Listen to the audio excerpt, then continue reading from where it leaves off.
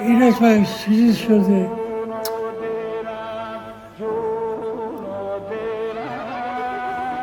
ایرج چیزی شده. نه بابا نه.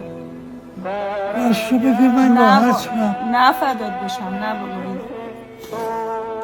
ایرج طوری نشده. نه بابایی نه. وای از کی با استاد ایرج بودی؟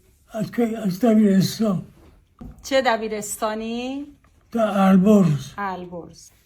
هر کی که بپرسیدیم کی بود که آواز ایرانی رو زنده کرد، همه یه صدا میگن ایرج.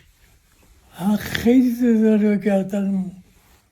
ایرج عزیز با تمام وجودم، تمام معیار یک انسان،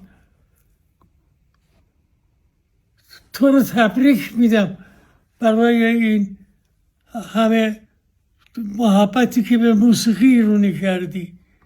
سلام. من امروز اومدم منزل آقای مهندس غفاری تا خبر فوت استاد ایرج که دوست دوران کودکی ایشون بودن بهشون بدم. نشد، اصلا نتونستم، چون ایشون باشون خاطرات خیلی زیادی دارن، خیلی، و من ترسیدم حالش خراب بشه، نگفتم بهشون.